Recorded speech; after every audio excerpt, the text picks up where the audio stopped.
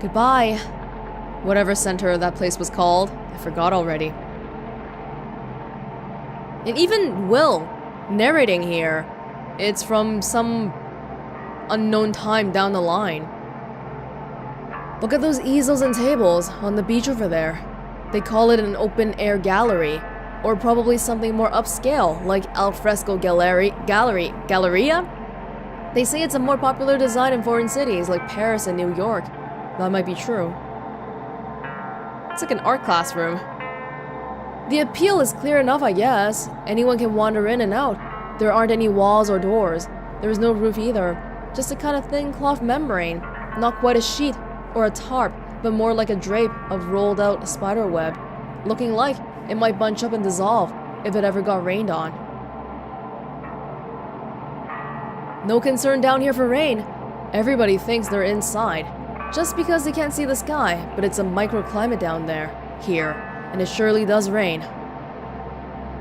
Right now, they're exhibiting some intimate photographs of small-town life.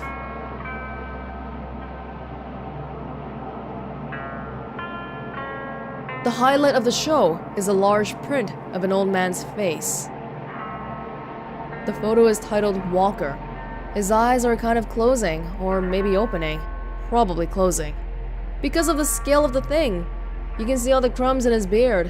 No, not food crumbs. Crumbs from sleeping outside. Reviews have been good. It's a popular show, probably because of its relevance.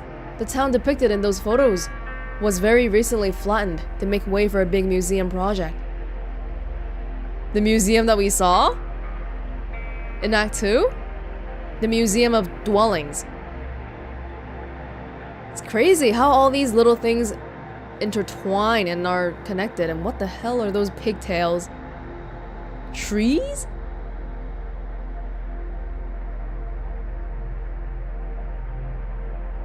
Taking a nap sounds like we're not gonna run into anything. Maybe we should be getting off the boat as much as we can just to see new sights. Ezra helped Kate forage for mushrooms.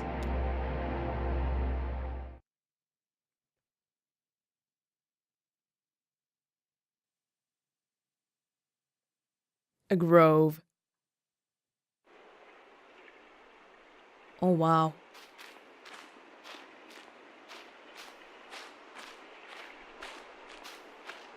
Where am I? I hear walking, but I see nobody. Oh.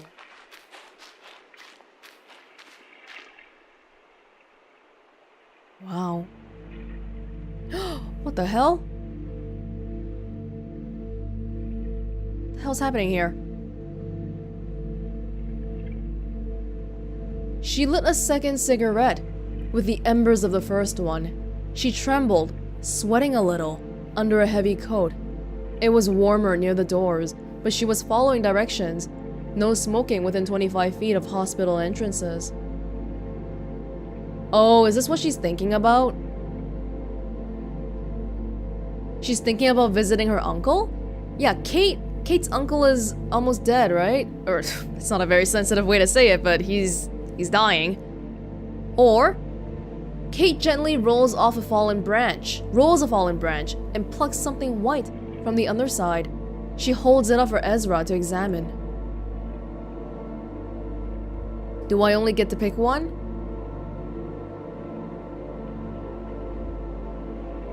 Oh my goodness, they go by. So she stood by a hot dog cart parked at the edge of the sidewalk. And I can't click on this one anymore. Plurocybella porrigans. The common name is angel wings. Isn't that pleasant? They have a delicate springy texture, and they're tasty, like sweet moss. Kate seems to know a lot about these medicinal herby thingies. Would you like a bite? Okay. Ezra takes a small bite and ruminates. What do you think? I think I got a bug. Oh, lucky you. Protein? I'm kidding. You can spit it out if you want. My mushroom hunting mentor told me It's useless to pretend to know mushrooms.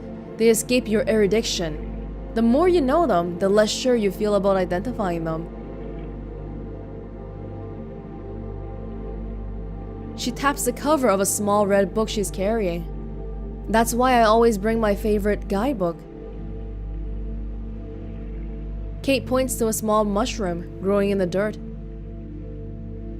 Oh, here's an important one to recognize though.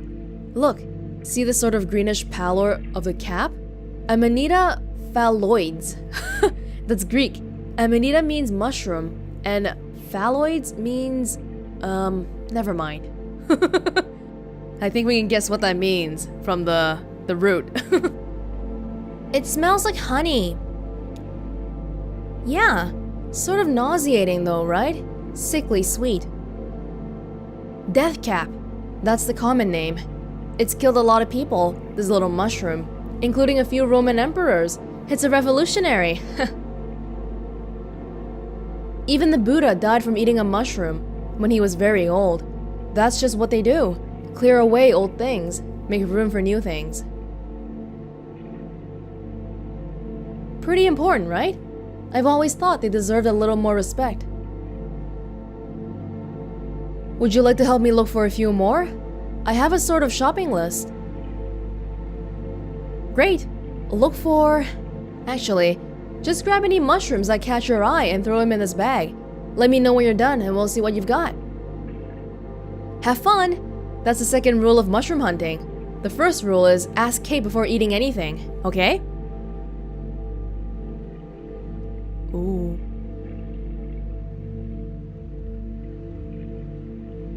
What was this about again? Being outside a hospital room? Hospital? Kate examines some tree roots. Oh, okay, now we're splitting off. Oh my... Jesus Christ. She spots a couple of intriguing growths along the roots of the tree, a speckled white ball, and a cluster of softly glowing amber caps. The hot dog vendor tried to strike up a conversation with some immediately too personal questions. She's reminiscing on things while walking around. She decided to give him the benefit of the doubt. Maybe he considered it part of his job, she thought, to offer his customers some kind of counsel. Maybe it was to salve his guilty conscience for selling junk food outside a hospital. Kate examines the glowing amber caps. The mushrooms are slick, sticky to the touch, like they're covered in smoldering honey. Kate cuts the bundle of mushrooms from the tree roots and puts them in her bag. Kate kneels in the grass. She parts the grass with her garden knife, studiously combing the ground. Had she ever tried any alternative medicines? Acupuncture? Homeopathy? Ayurveda? Magical thinking? She said she never heard of those things. He fished a stray hot dog out of the pickle jar. There are no mushrooms in the grass.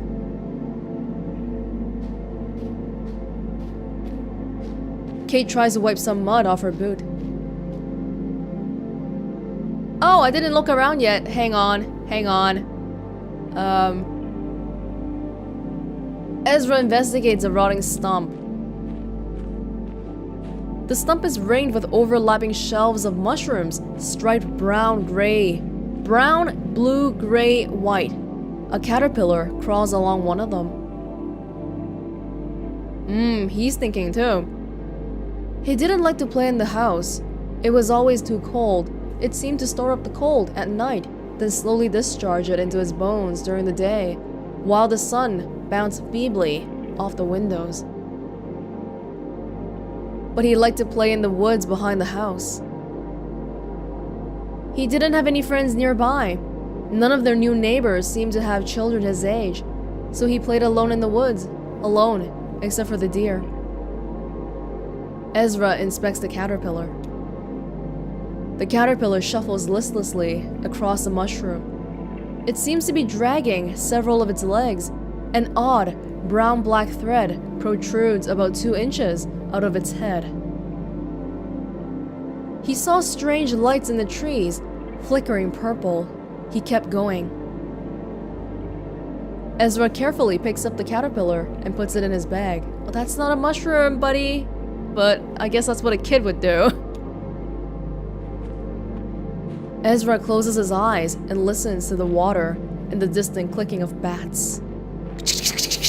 I know the language. He tripped on a protruding root and lay for a while in the mud, examining the pale upper branches of a sycamore tree, listening to the soft rumble of a faraway thunderstorm, then louder, closer, and his hair stood on end, and there was a bird. I just found this one. Kate takes the bundle of amber caps from her bag. These ones are really cool.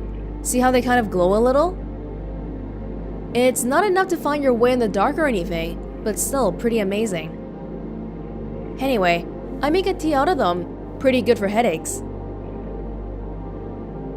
Kate puts the mushrooms back into her bag. So, what do your parents do? For work, I mean. My dad used to sell windows. People were building a lot of new houses, and they needed a lot of windows, but then they stopped building houses. My mom worked at a bakery and a bar. Sometimes she would see the same people in the morning and in the evening. The bakery closed, and she doesn't work at the bar anymore, but she still goes there a lot to see her friends. Seeing as how everything is connected, could Ezra's mom be Evelyn? Do you have a family? Oh. Is that why Kate is now a doula? Because she had a miscarriage? I almost had a baby once.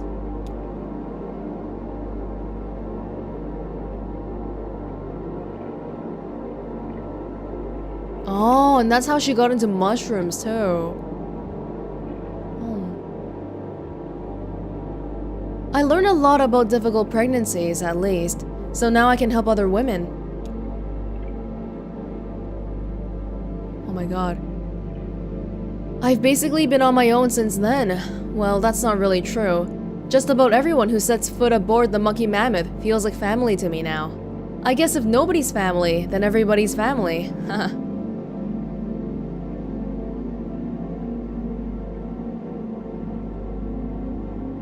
Yeah, where are we? It's like this one little strip of land with nothing on it. What's this island for? It looks like someone made it on purpose. Oh, right.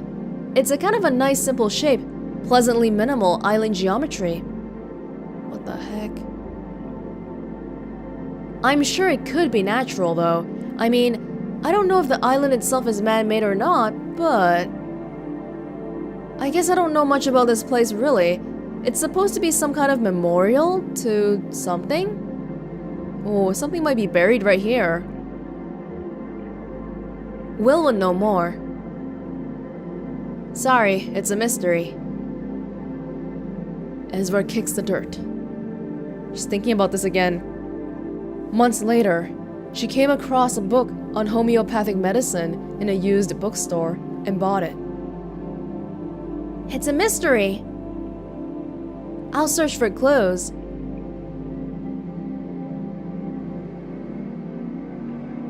She put out her cigarette, said goodbye to the hot dog vendor, and spent the rest of her afternoon listening to doctors. Okay, so hang on. If she's at the hospital and this was a long time ago, then it might not be her uncle. It might be because of her pregnancy. But she's smoking here. Anyway, she spent the rest of the afternoon listening to the doctors and trying to understand the world as they did, as a list of discrete injuries to be mended. Ezra examines a large stone monument. Sounds like a clue as to what this is. The monument is covered with lichen and painted text. Ezra reads the text. X plus O forever. Oh! Is that the monkey mammoth? X plus O? Ezra investigates a cypress tree. The tree smells spicy, oily. Ezra looks up into the branches. We have so many animals on board now. Wait, is that even the monkey mammoth? Some of the branches have been trimmed recently. Ezra inspects the contents of his pockets. Alright, what have you got? That is not our ship. What is this? That stone-faced monument has X plus O forever painted on it. Interesting. What do you think that means? Hug and kiss forever? Isn't that a British thing? XOXO? Or they could be initials. Xavier and Olivia forever. Xerxes and Oliver? What do you think that monument is for? Couple? I'm not sure anyone remembers. That's my new favorite rock. Wow, even better than Dinosaur Rock? I think so. What is this? There's just random animals on board this little strip of whatever and it's just floating by. The branches on the tree are trimmed. Oh, good observation. So I guess somebody's still taking care of this place, or just practicing their tree trimming somewhere out of the way. Well, Ezra, I can't say I know what all that adds up to. Like I said, I wish Will were here. He'd have some local history for us. We can ask him back on the boat. Kate and Ezra look up at an old battleship drifting by. Oh, there it is. The Iron Pariah. Oh, we heard about this. Don't worry, it's just passing by. I don't know much about it firsthand, but I've heard things.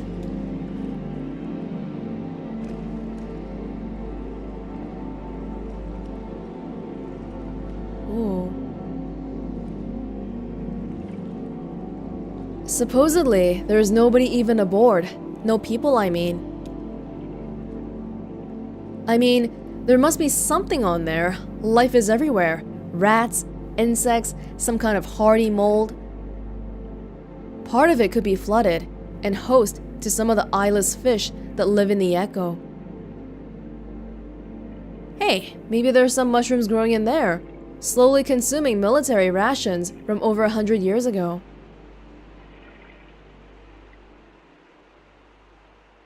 Oh, we can get all of them this time. I've heard it was in the Civil... Wait. Somebody told me she got close to it by accident and heard a strange wailing sound. Just in case we can't get all of them. She was a passenger on the Mammoth. She said she'd been out fishing on a rowboat and got swept up by a current near the cluttered place. Before she knew it, the Iron Pariah was upon her, unimaginably massive, up close, but eerily silent. Like right now. The only sounds, she said, were the lapping of the lake water against its iron hull, and a faint sort of, well, she said, a chorus of mews. Yeah, lots of kitties and dogs on board. I'll be damned if I know what that sounds like. I've never gone close enough to the ship myself until now. More mysteries. They do pile up over time as people forget the details.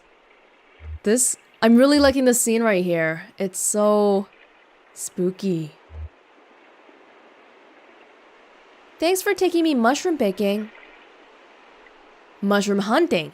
You can pick apples because they're right there out in the open. Mushrooms hide. You have to hunt for them. Ezra's parents shook him aside. They seemed alarmed, but not immediately concerned. They led him back to the house, past the house, into the car. Dad said they were going to stay at the bus station for a while. The one with a little arcade, with the card game he liked.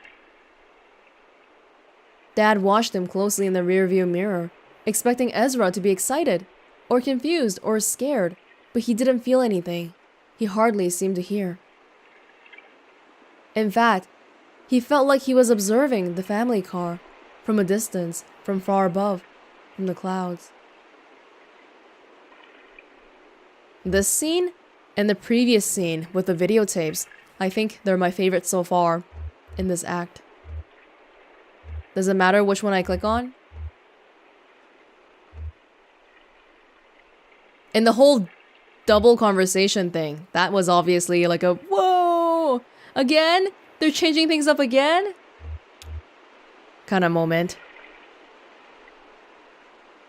It's time to go. It's time to go.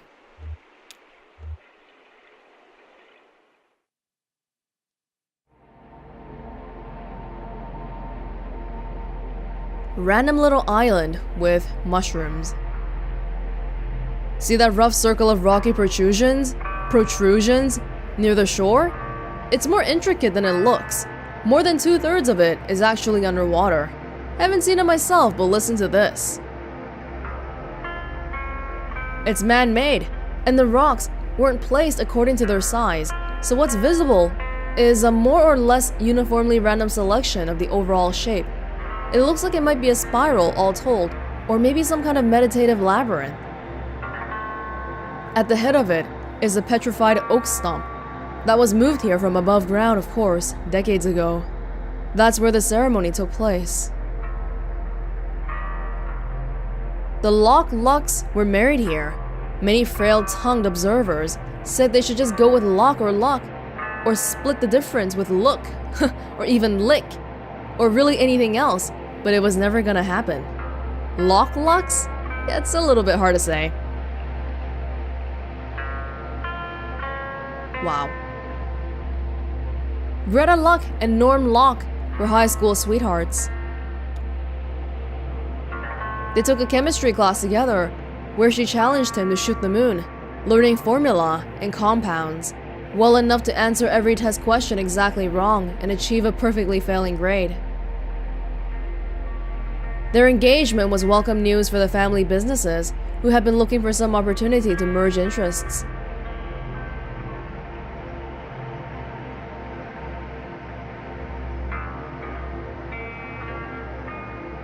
These were the Locks of the Lock Large Animal Storage and the Lucks of the Luck Family Nut Company.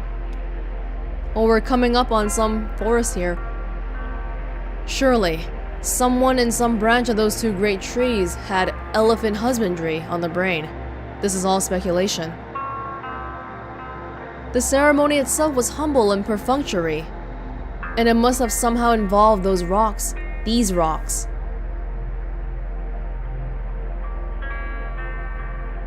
Maybe they walked around them in a spiral, like a symbol of their ever-tightening bond. And it must have also involved that petrified stump. Neither family is particularly religious, but rumors persist that the officiant wore a robe.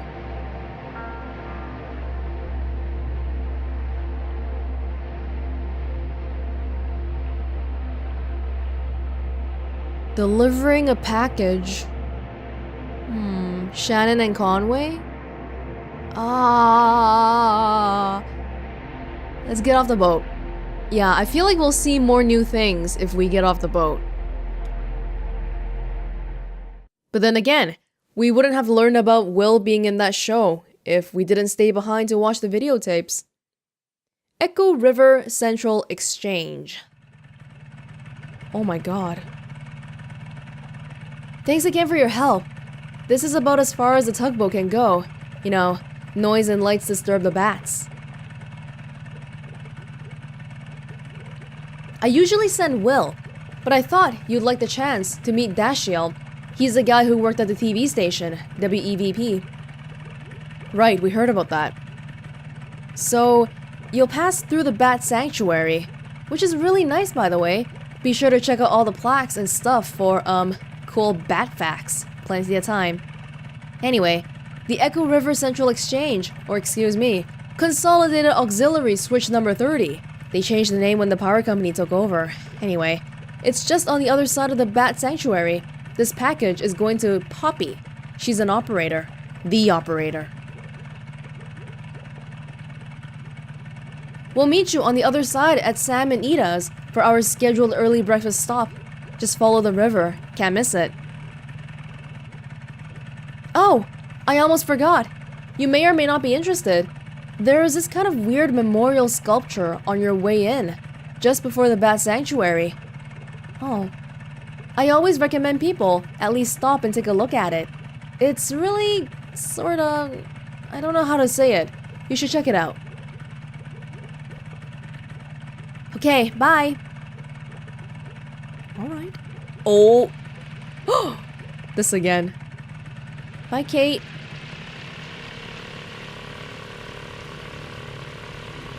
Just me, the Shannon and Conway and Homer.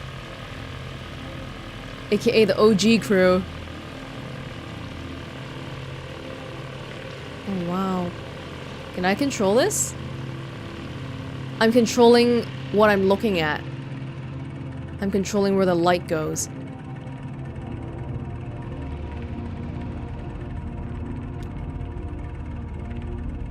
The hell is that on...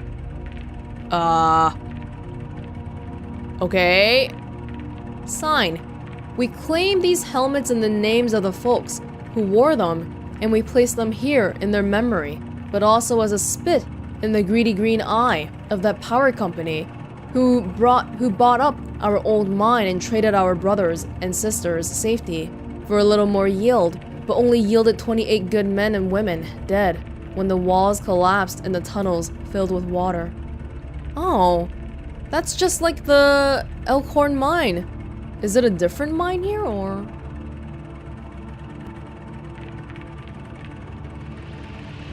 Their lungs were black, but now they're washed clean and full of water, too, and swept through hidden tunnels into some awful cave we will never find, and so we guess the water buried them for us. And so let this here be the marker for their grave. And if any son of a bitch from that power company wants to take back these helmets as company property, just you try it and see what will happen. Yeah, so it is Elkhorn Mine. Hey, Elkhorn. That's the mine we met in, where your folks, worked. Looks like it's been here a while. I sure as hell wouldn't mess with it. You think whoever wrote it is still that angry?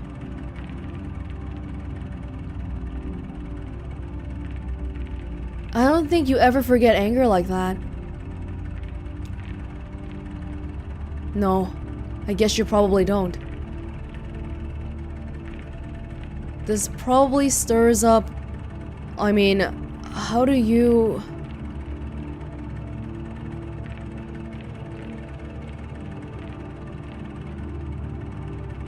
It's fine. I'm glad this is here. People should remember this happened. Well, here we are, remembering. And I didn't even know it the first time around. But here, I'm remembering it now. That's a fine memorial, I guess. Not only Shannon's parents, but Weaver's parents too. Oh, that's a little too spooky for me.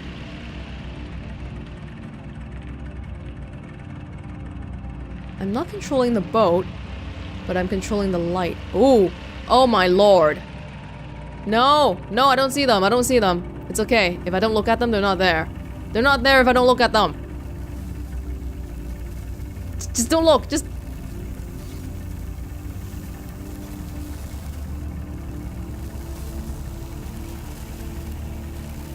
Oh, what the hell? What? You're looking at me like I'm crazy, huh? Shannon can't see them. Are you feeling okay? Oh, sure. It doesn't hurt anymore, my leg. It's just kind of numb, like it's not there. My shoulder too, actually. That's an old one. Though, from an accident. I'm lucky I just had some nerve damage there. It probably should have been a lot worse. You know, those guys from the distillery are just making the best of a bad situation, just like the rest of us. Hey, one of them said to me earlier they could even help me take care of these medical bills for my leg, you know? Get it all together on a plan. Consolidated. Consolidated?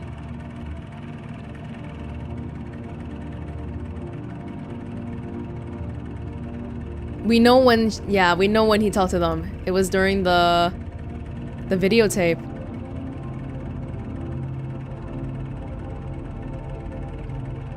Conway's just kind of like, oh, this is my life now.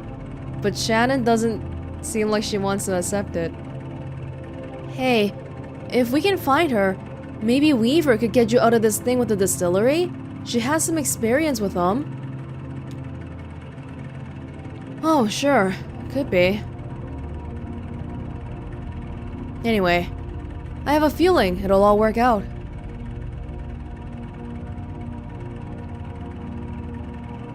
Even for me? Hey, why not? Seems like we're getting pretty close to finding your cousin, right? And besides that, you're young and smart. Plenty of time to bounce back from... whatever. Listen, that old truck I've been driving belonged to my boss, Ira, Lysette's husband. To be honest, Ira didn't like me very much, but somehow Lyse got in her head that he would have wanted me to have that truck someday. Maybe to make up for all the yelling he did, or maybe so his ghost could hold it over me. Just one more thing to feel like I owed him for. Anyway, they got their trucks at the distillery, and now that antique shop is closing up. I've got no use for that old truck. I was thinking you could take it.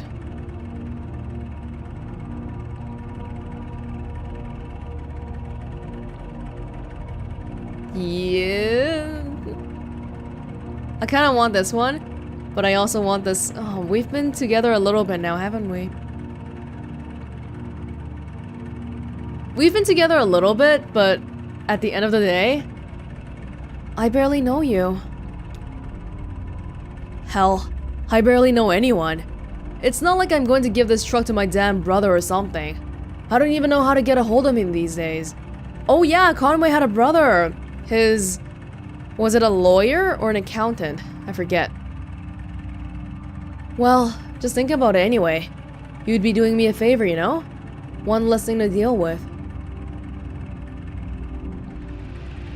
All this talk, it's almost like he's going to a place that he's never coming back from. Which I guess is what going to work at the distillery is like.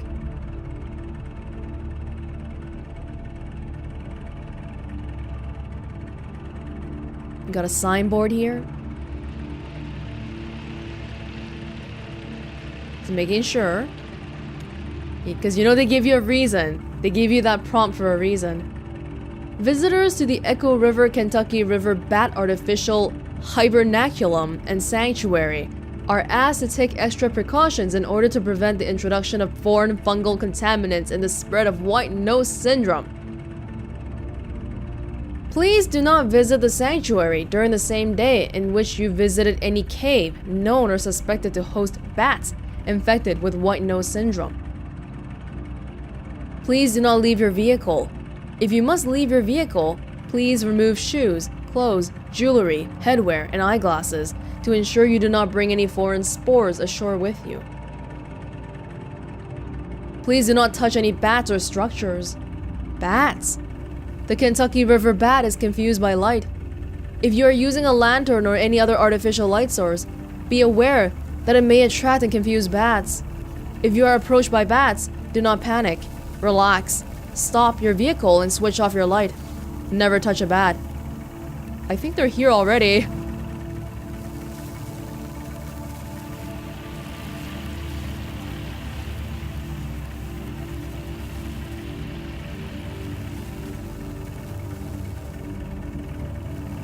Well, I mean, we're going around.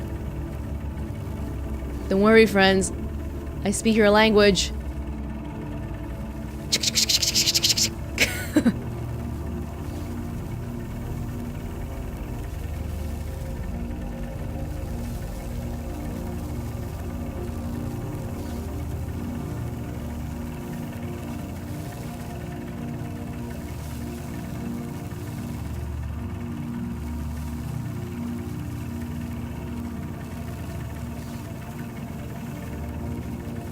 Oh.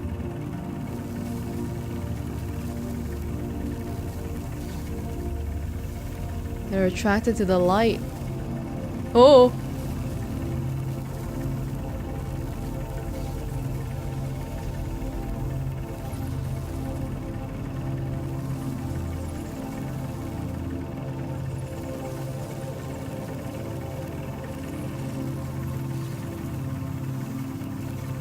They're all around us.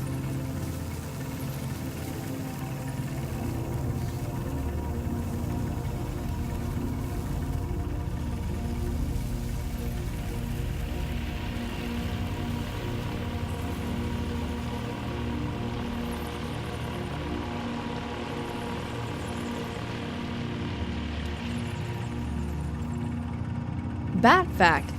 Ever talk with your mouth full? Bats do it all the time. Bats talk in extremely high frequency clicks, too high for humans to hear. Then they use their powerful ears to scan for the echoes of those ultrasonic clicks. By comparing very subtle differences in the time these echoes take to come back, differences of just millions of a second, bats are able to picture their environment with enough accuracy to catch a flying insect. Once a bat has caught an insect in its mouth, it's still flying, and so it still needs to avoid running into anything. So bats keep clicking away, even while they munch on a tasty bug snack. It may be poor table manners, but it's crucial for surviving in the dark. I wonder how the other bats know whether one of them is just talking, is really talking, or just chasing a bug.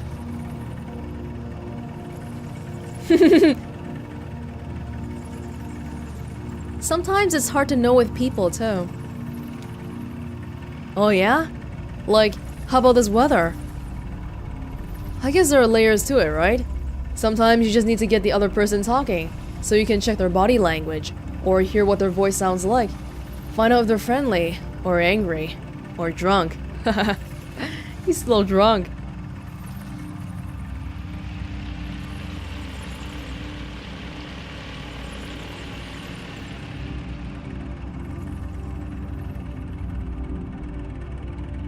Oh, damn. It's really dark down here. Are you still there? Shannon touches Conway's shoulder. Oh, there you are. I hope that's you. I was just thinking about my ma. I guess because we were talking about your folks a minute ago. To be honest with you, I don't think about her that often. Your cousin brought her up earlier, and she's just been on my mind. It's good your folks have a memorial. A lot of people... nobody remembers them when they're gone. Whoa, he's not dead, man!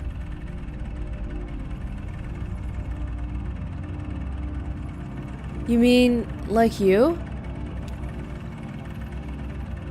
Yeah, I guess so. I'm not the kind of guy you build a memorial for.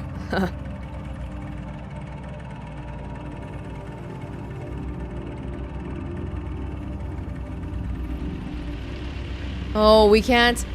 I guess we can't move the boat unless if we can see, huh? That was unexpected, though. Any more conversations in the dark? Doesn't seem so.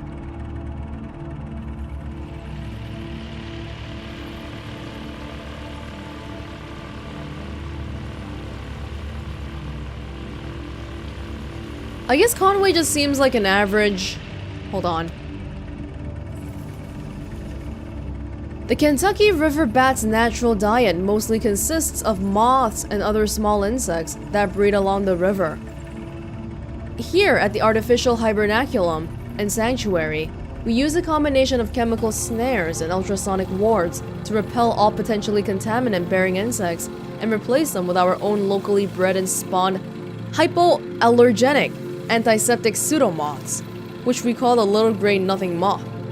Wow, they're so high-tech.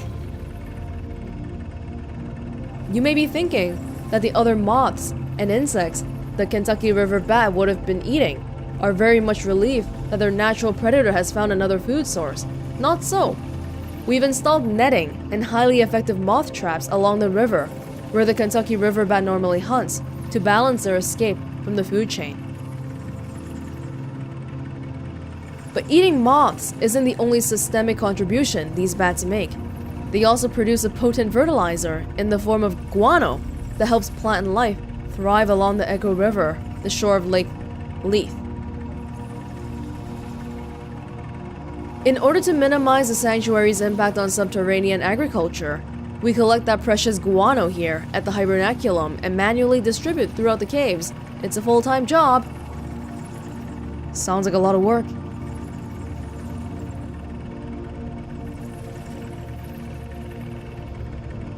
I wonder how the bats would feel about their guano being taken like that. Haha, maybe it's better they don't know, like bat plumbing. I mean, I never think about where it goes, do you?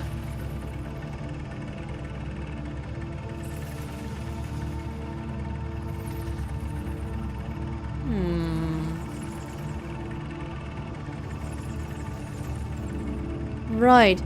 It is reassuring to know someone's taking care of everything for these little bats. Yeah.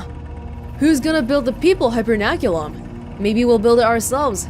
Maybe we already did. Like the folks in the mine. You said they used to buy stuff. Fans, canaries, and all those little trinkets to make it bearable.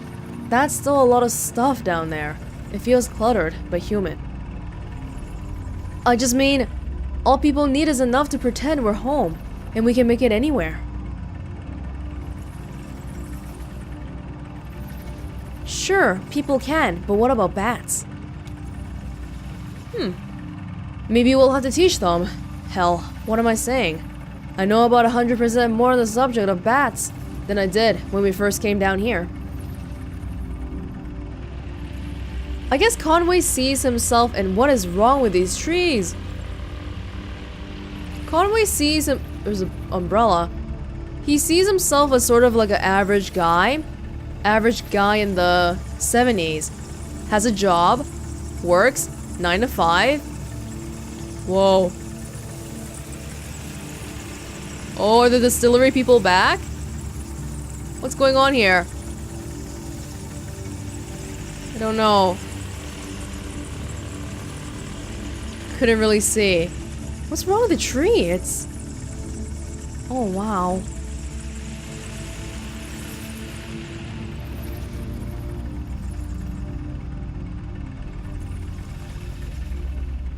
Better hang on a minute. It feels like there's one kind of hovering right over me. They don't really hover though, do they? I mean, how could they? I guess a lightning bug will hover by beating its wings really fast. Maybe they can do that too. I used to watch lightning bugs in the evening, out at the edge of the woods. Lysette's kid Charlie, he loved them, you know. He ended up going to college and studying astronomy, and I like to think he got his love for the stars from those nights watching bugs. Anyway, me and Charlie, sometimes we try to see one of them up close. You lay in the grass and you have to be totally still for a while, like one of those wax sculptures. Don't even breathe, like this. Oh, he can't see me. I was doing the watching lightning bugs in the grass face.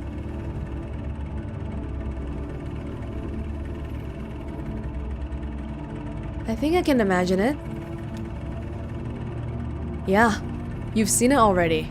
When I fell in the mine, kind of stunned, in shock. Hey, who were you talking to earlier, when we met, in the mine? You were on the phone with someone. I forgot about that. Oh. My ex. Alejandra, or Mark. Something more exotic sounding?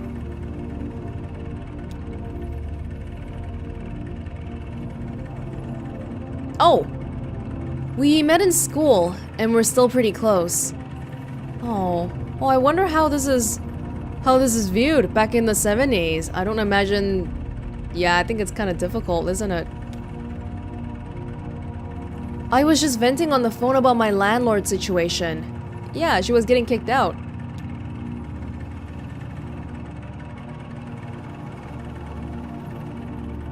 She was very patient, but I could tell she had no idea what I was talking about.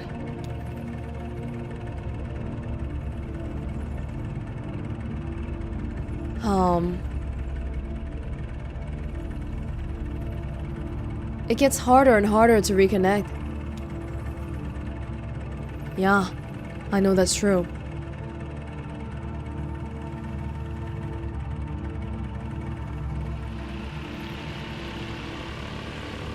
Is that just an umbrella? No, it's not. Why are they around here still?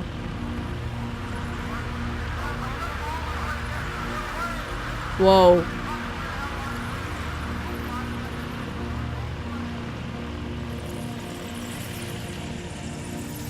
The helmets. Wait, power lines? Okay, people, we see you. White nose syndrome is still largely a mystery. We suspect that the white fungal growth, which appears on bats' faces and wings, irritates and confuses them, causing them to awaken early from hibernation and venture outside, depleting stored energy they need to survive through winter. But biologists are nowhere near curing the disease. It spreads quickly, and it is highly fatal. In this way, white nose syndrome has drawn some comparisons to colony collapse disorder, suffered by bees.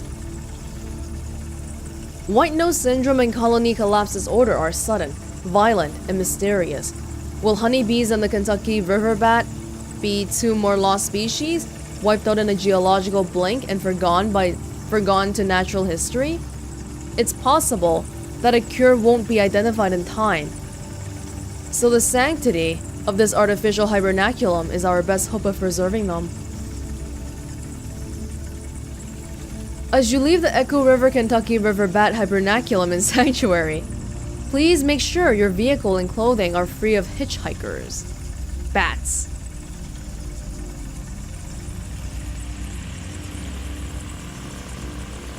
You know, I said I liked the mushroom scene earlier and the videotape scene, but it feels like each location we're going to is topping the previous. This is really cool. I kinda don't want to talk and ruin the atmosphere.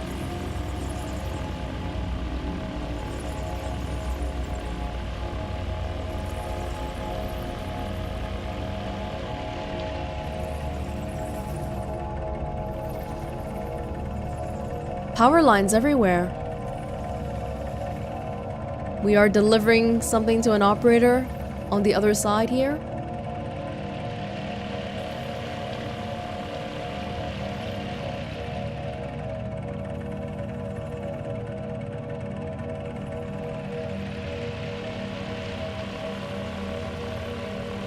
Oh, we're in a tunnel.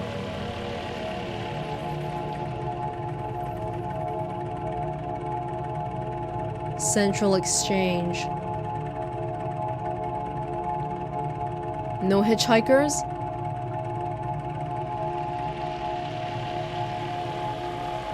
Oh, whenever I look around, the boat stops.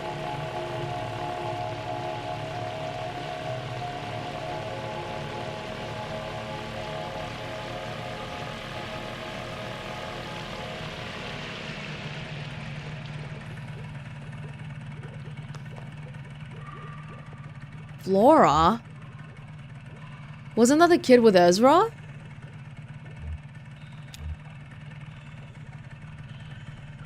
Careful up there. Can't drive your new truck if you slip and break your legs. You too. Try not to make any more bad deals while I'm gone. Ha. I'll just be floating along down here. I just mean keep your eyes open and don't look back.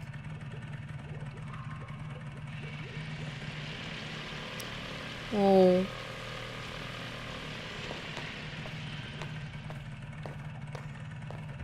The shield.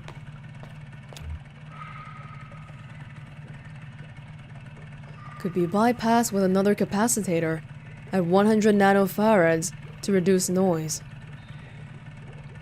If your circuit's too noisy, you should tie those floating pins to ground. Huh. That's a pretty good idea.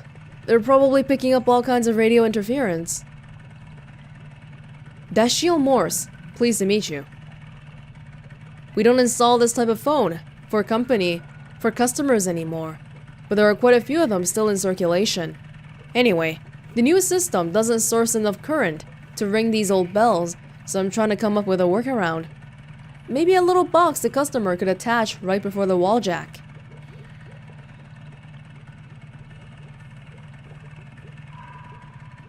I'm a bit of a circuit geek myself. I bet.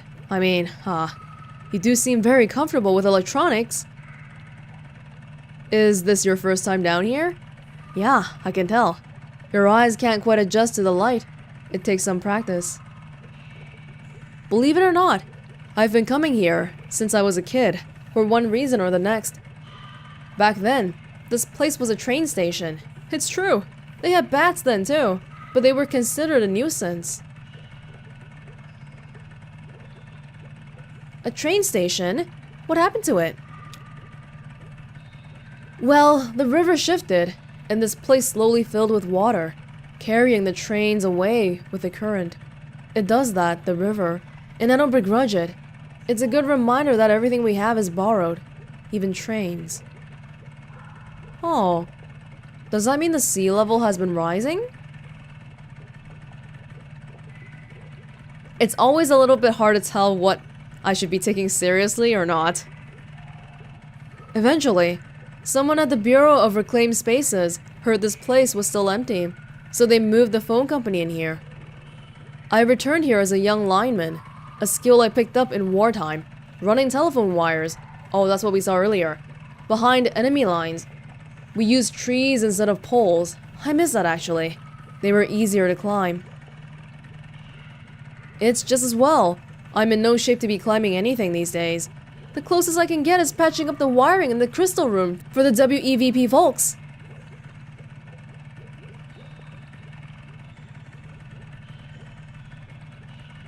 Oh, there's so many things I want to know. Did you ever know a girl named Weaver?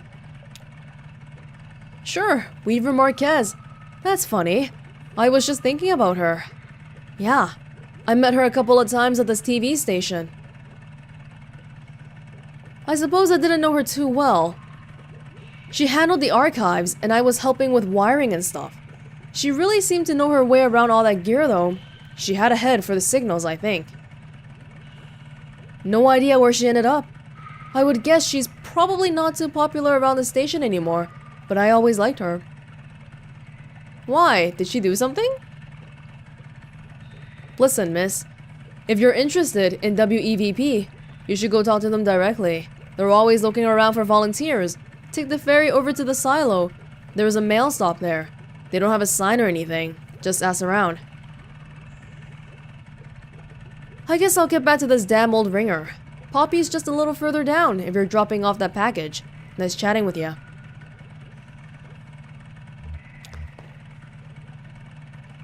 Oh, hi. I remember you. What are you doing down here? I'm just exploring. I like dark underground places. I'm a romantic.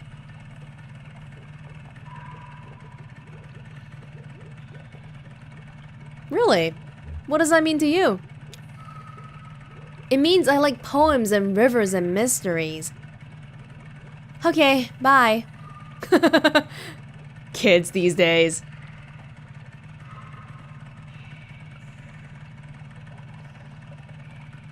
Wow, so if I don't have a flashlight, people are just standing here in complete darkness. It's nuts. Abel and Eloise, the lovers as couriers. Bred for racing, Abel and Eloise spent most of their lives as carrier pigeons in the employ of the Echo River Avian Post. They retired here after Abel was disfigured, in an accident with a light aircraft. But old habits were hard to die. Abel and Eloise would pick up scraps of paper off the ground, the trash, even pull them out of pockets and deliver them to other people nearby, to delight or embarrassment. Word spread, and the travelers passing through this tunnel began to come prepared with love letters, poems, and other written desires to pass along indirectly through these pigeons. After a hard day's work, Abel and Eloise would always be found nestled closely together in a disused newspaper stand set aside for their habitation, and that's where we left them. The statue's right here. Wow. Oh, there's Poppy. Anything over on the other side? I just want to shine my light around a little bit.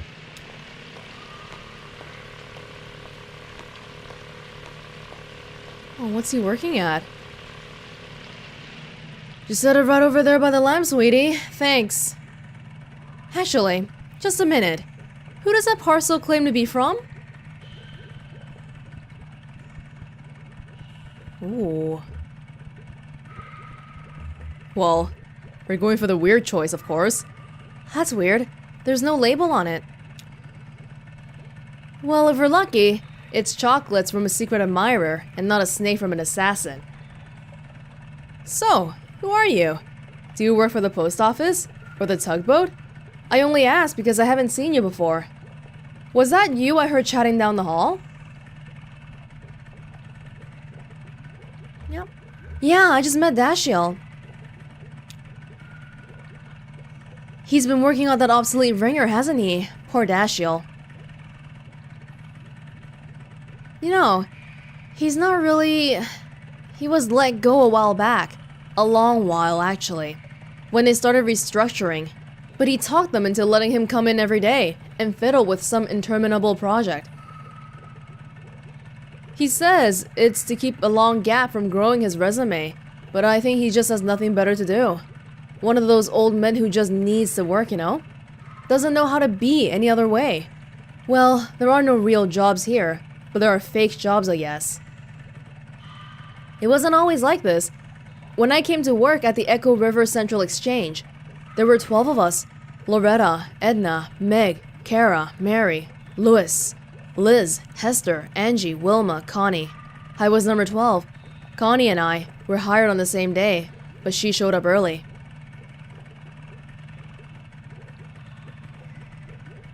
Marie finished college, and Hester was fired for snapping at a rude caller. But he had it coming, and I heard, and I hear she did just fine on her own. So they hired Beryl, Jana, and Sachiko, which brought us up to 13, and that was as many operators as we have ever had down here at one time. What is an operator? In the context of this exchange, what do you do here exactly? The power company came along, buying up all the lines, and one day they took the exchange as a throw-in, like it was nothing. Nothing. And they started phasing us out. And now you're the only one left? Edna, Meg, Clara, and Lois left one Friday evening and were asked to not come back on Monday morning. Beryl saw the writing on the wall and quickly found employment at a private PBX. They had Jana and Liz stop routing calls and write up some kind of best practices document instead. It was their final task as exchange employees. Some of the girls were reassigned to other divisions. Connie, I think, was checking residential meters. Sachiko and Wilma were moved into energy sales, cold calling businesses to see if they needed to upgrade their electricity plan. At least they were still on the phone. Okay, yeah, so these are all like the power company employees. Then it was just Loretta, Angie, and me. We were swamped. The hours were hell and hard on the throat. Oh, call operator? The voice with a smile became a croak. I was gargling warm salt water in the break room, sipping from a thermos full of hot honey broth stashed under my chair. Oh, I brought a lot of extended technique to the switchboard in those days.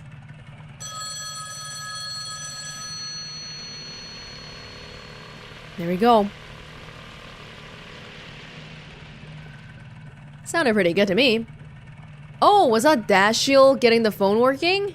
Ah. He's got the voltage too high. He'll burn up the relay.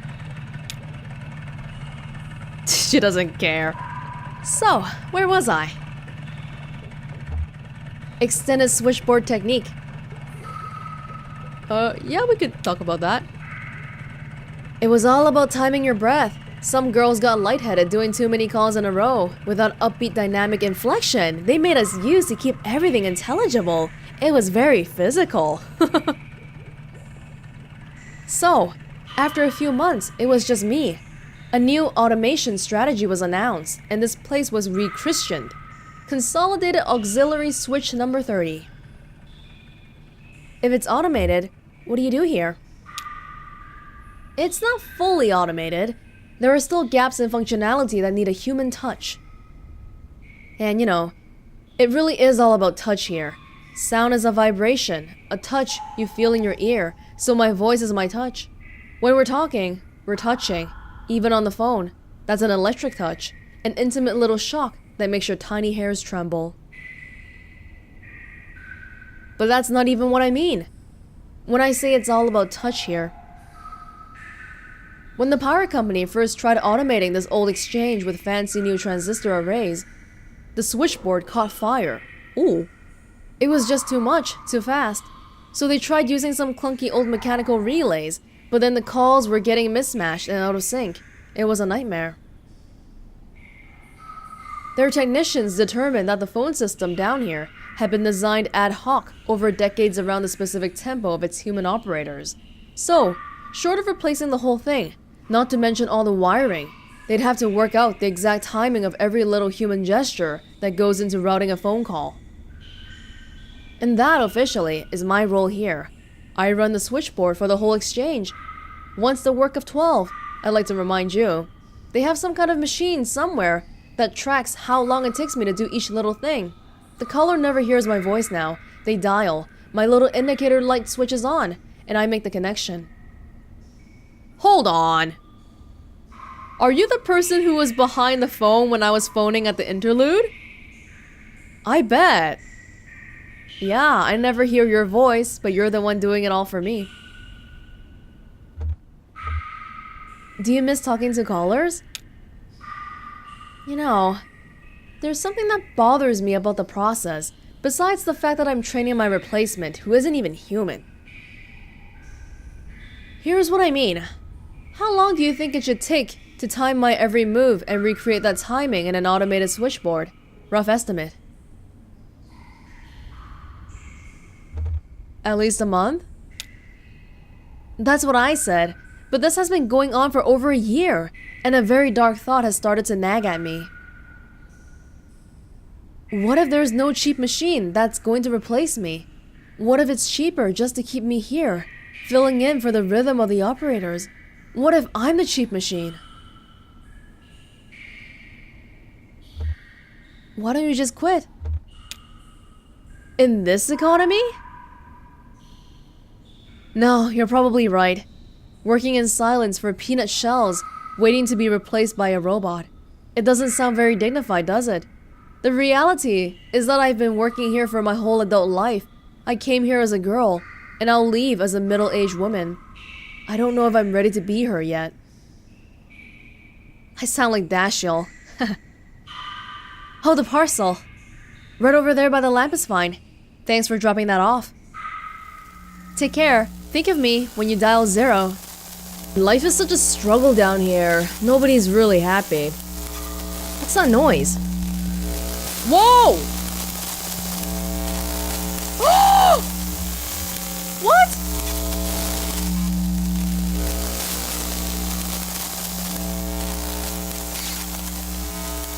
Conway!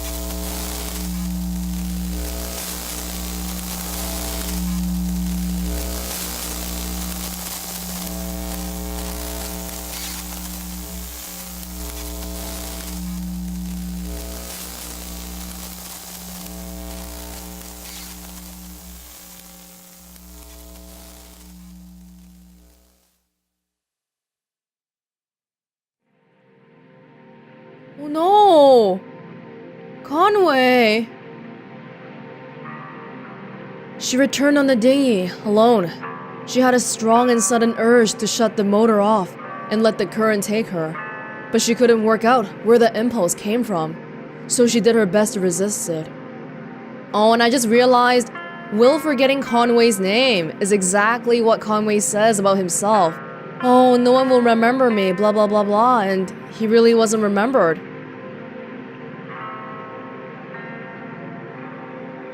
Guitar player.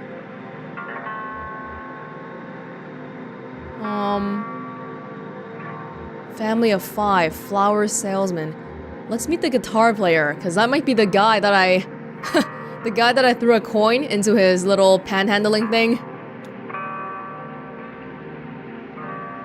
He said they took turns. The water was cold, and the floating bicycle, while technically marvelous, wasn't quite buoyant enough for the both of them.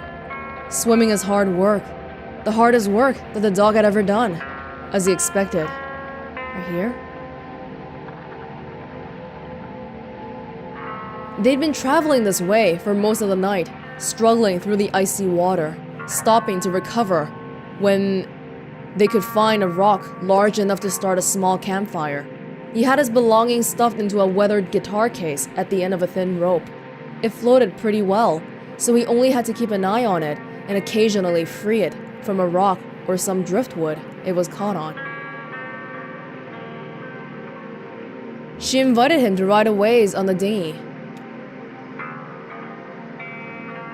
He appreciated the offer, but they weren't in a hurry. Dingy. She met a family of 5 on a flat-bottomed skiff. The boat was loaded to capacity with black plastic bags and a few larger pieces of furniture wrapped in a blue tarp. 3 paddled, the 2 adults and the older child. The 2 younger children slept. Right there. They'd been traveling all night, first by car, and then by the last few hours by boat. Hungry and tired, they didn't plan to stop until they reached West Virginia, where a relative had offered to take them in. Oh, the Echo River actually goes places? But the adults were happy to take a break from paddling in wary silence. They asked her about her river journey. She told them about the memorial. They were sympathetic. No minors in their family, but he was once injured at a warehouse job and had to fight for disability pay. They knew what these companies were like and what it was like to have to assert your humanity to them. They wished her well and paddled on toward West Virginia. She met a flower salesman on a raft. They floated alongside in buoyant pots, bobbing, untethered. He corralled them with a long pole in a stream of small adjustments. Holy crap, look at that. She leaned out over the water to get a closer look. He'd just started work for the day, so his stock was full. He pushed a few bouquets her way. Aww. First was a delicate mixture of pansies, arranged in the Byzantine style. He said it was for a particular kind of person. If it didn't remind her of anyone in specific, she'd better move on. Next, a rustic bundle of blue-petaled flowers of many different types. He suggested it would make an appropriate thinking of you bouquet. Finally, a delicate mass of roses made to look messy. She thought it looked serene, and he agreed. He drifted away with the current, pushing his flowers along with the raft. There's actually a lot of people on the river, huh? She gave in, shut off the motor, and floated for a while. Then, she knew what she'd been craving. A moment of silence.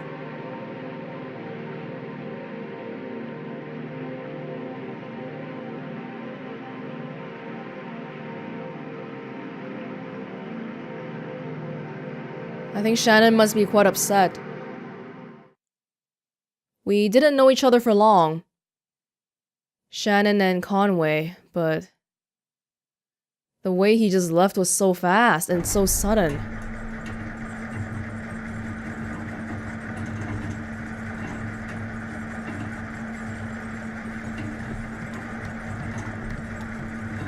Oh.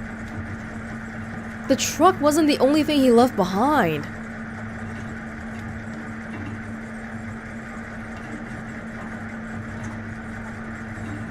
Shannon inspects Homer's eyes.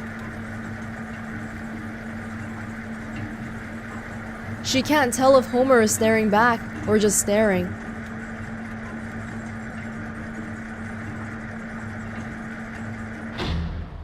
She looks a bit longer, but can't find any sign of recognition. See, normally they're all talking to Homer, but not today. Sam?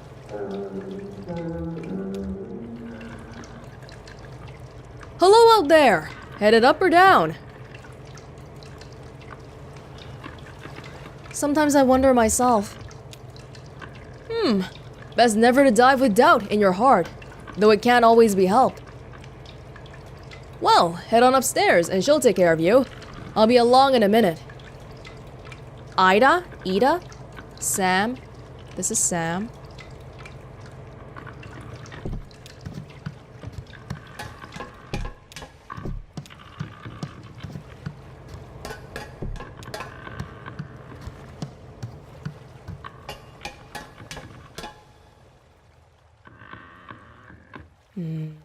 Nobody knows but me.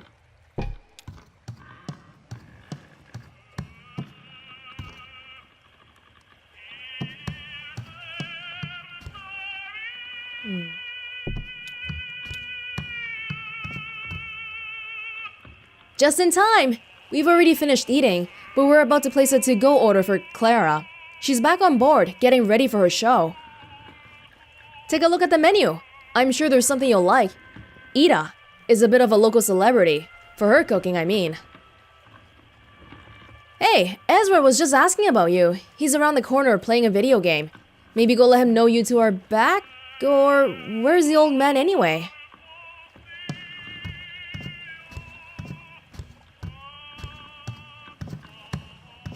Oh, it's a UFO catcher.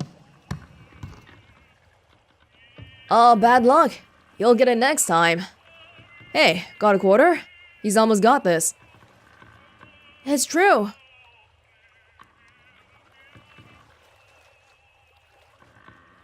Sure, I have 1 quarter. Thank you. So, where's... Oh, and the fact that no one's saying his name. It's like everybody's really forgotten about him. Did he leave? Or did they take him?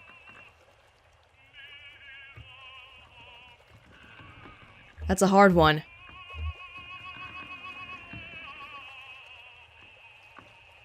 I want to say they took him, but I don't know. From talking to Conway, it felt more like he was leaving with him willingly. Sort of willingly?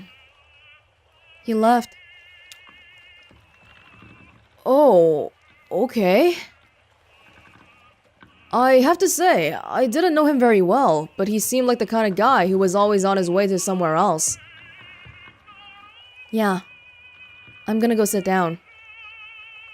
Cool. The food is good here. I think everyone else is finishing up, but you could probably get something to go. Alright, Claw Maestro, let's give it another shot. So, let's see what's on top of the pile here. There's a stuffed octopus, a plastic bag full of clamshells, a cowboy hat, and some big headphones. That octopus has a leg wrapped around the boombox underneath it. The claws are pretty clear, but I don't know if the claw can really grip that bag well.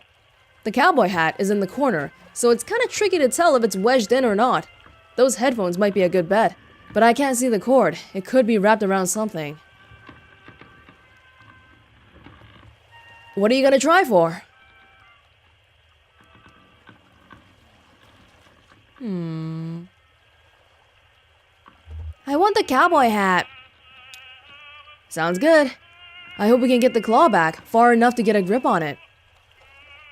Okay, when I put this quarter in, you'll have about 8 seconds to grab your prize. The hat is in the back right corner. Let me know if you need help lining it up. I've got a slightly different view of the field up here. Ready? Here we go. Johnny inserts the coin and the machine awakens. The claw hovers in the front left corner of the machine. Whoa. Front left? Does this look right? You're too far to the left, and you need to push it back further. Oh my god. Too far to the left. To go right. Up. Halfway across the front of the machine. Can you tell me where the... Up?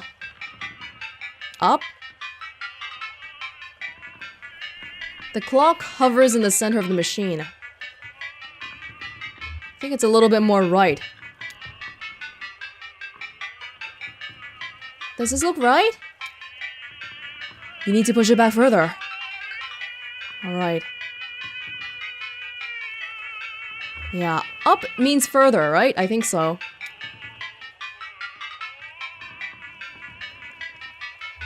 Oh, I'm not gonna have another chance. Does this look right? Yeah, it looks good to me. Go for it. Okay. Ezra pushes the button to drop the claw. The claw drops. It grabs the hat. The claw is only able to get a hold of the brim. It's not a strong enough grip to pull the hat out of the machine. Sorry, kid. The hat would have looked good on you, too, but I guess it's just too far back in that corner. Nothing is going well. I can't even get a freaking hat from the machine. Hey, listen. It sounds like that old man you were following around.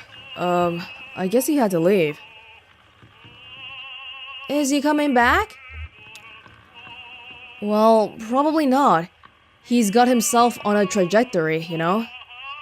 Anyway, I don't know what kind of plans you have now, but if you need help figuring out your next move, you can always talk to me and Miss Junebug. I just wanted to make sure you know that.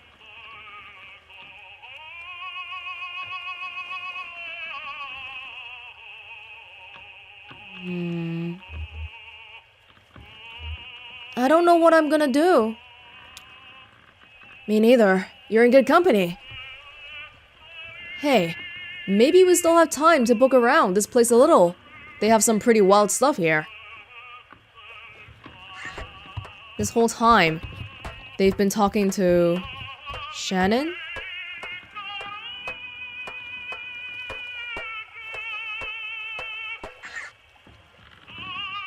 Hey, did you see this? They keep a table full of fake food here. I've never known why. Actually, I think it might be real food, coated with shellac or something, preserved. Oh, and look, this tentacle-looking monster is half-eaten. This is someone's meal that they didn't finish. I dare you to take a bite. You first. Okay. Well, hold on. I'm just kidding. If Sam and Ida preserved this half-eaten meal, it must have been pretty important to them, right? Maybe it belonged to someone they care about. Like a beloved uncle had a mid-meal stroke, so they kept it in his memory.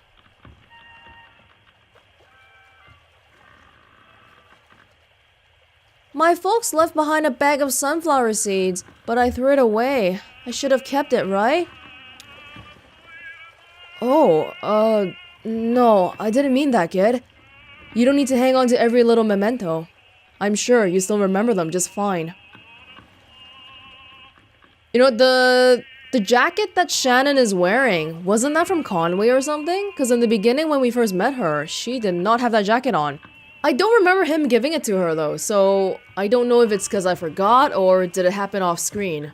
By the time I realized it, it was just something that's there. Are you worried about them? No, they're gone. There's nothing to worry about. I just missed them. Okay, well, I don't know what the deal is with this table, but sometimes people do weird stuff because they miss someone.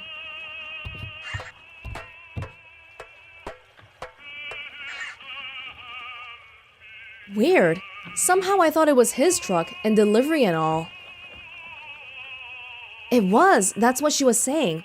He just left it behind. We never even made the delivery. Remember back in, I think it was the end or the beginning of Act 2, I was like, okay, well, they're probably gonna make the delivery in Act 5, but... No. No, I guess not.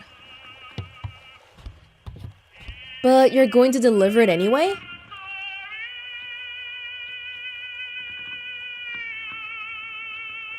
He's my friend. He needs my help to finish his job. That's right. He's our friend too. Johnny and I will help you unload when we get there. Lift with your legs, Cricket. Yes, ma'am.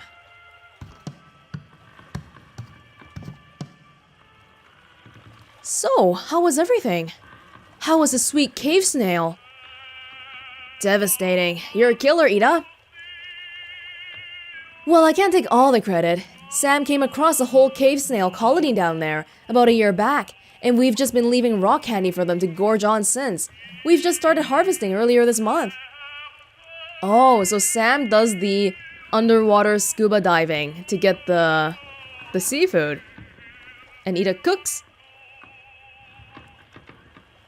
Yes, it's all about patience down here. Everything grows more slowly in the dark. There's a fish in Lake Leith that lives to 200 years, and its flavor profile only develops at about 75. Wow. Lake Leith? Lethe, I think? I looked this up, and I think it's, what was it? It was based off a river in Hades, Greek mythology, where if you travel along it, it makes you lose your memories. So it's really in line with the whole Conway being forgotten, Will saying that traveling along the river makes you forget things, that sort of thing. I've got a pot of bones in there that's been stewing for at least a week. I don't even remember why I put them on. Come to think of it, I don't even remember what kind of bones they are. Oh, we need one for the road. Clara said she wanted, something primordial, she said. What does that mean? Kate reviews the menu.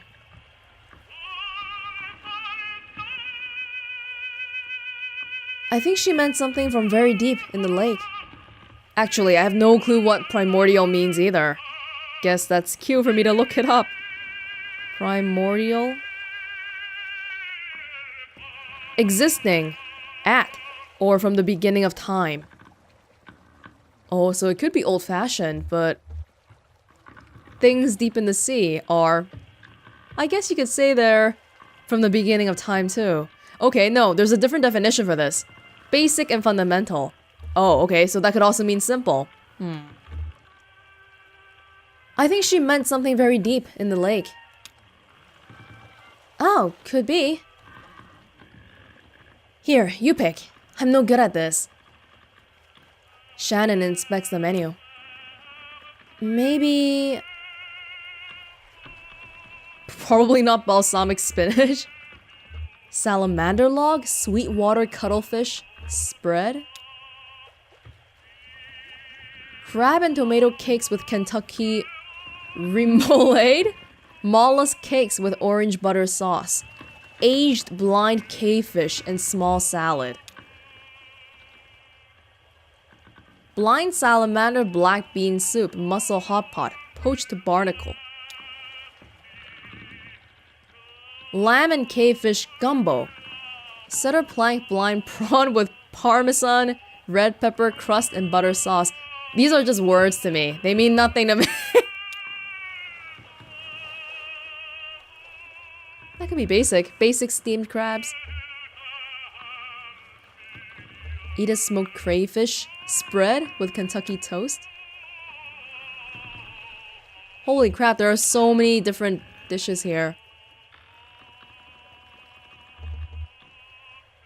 It might be randomly generated, because I'm recognizing pieces of them.